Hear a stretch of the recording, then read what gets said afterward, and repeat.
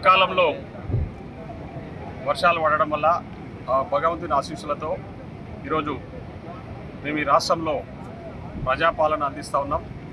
అదేవిధంగా ప్రజల ఆశీస్సులు భగవంతుని ఆశీస్సులతో సకాలంలో వర్షాలు పడడం వల్ల ఈరోజు జూరాలకు అంటే వర్షాకాలం స్టార్ట్ అయిన మొదటి మంత్లోనే పెద్ద ఎత్తున వర్షాలు పడడం ఈరోజు జూరాలకు ఇన్ఫ్లో రావడం జరిగింది.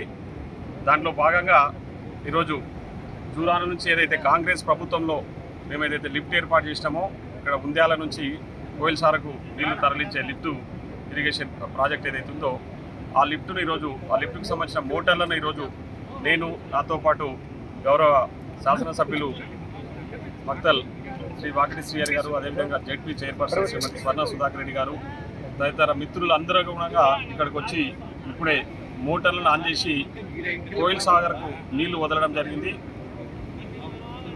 రైతులందరూ కూడా మేము ఒక శుభవార్త అంటే ఏంటంటే ఈరోజు ఇప్పుడు నాట్లు వేసుకోవడానికి తూకాలు పోసుకోవడానికి నీళ్ళు ఇవ్వడం జరిగింది. ఈరోజు అధికారులు కూడా ఇక్కడికి రావడం జరిగింది. ఇప్పుడు ఒక మొదటి మోటార్ను స్టార్ట్ చేయడం జరిగింది.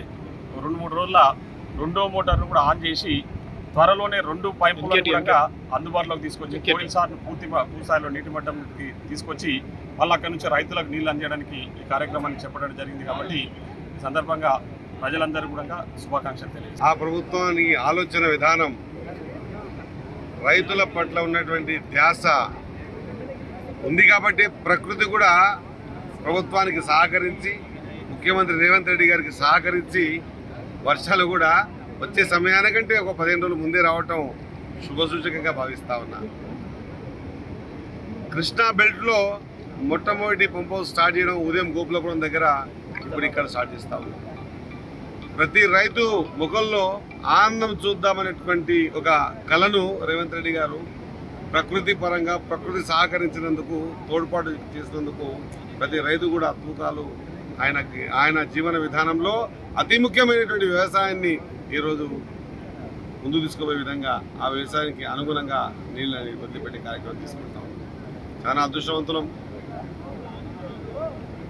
అన్ని అవకాశాలు ఉన్నా ప్రకృతి సహకరించకపోతే కూడా ఏం చేసేవాళ్ళం కాదు. కాబట్టి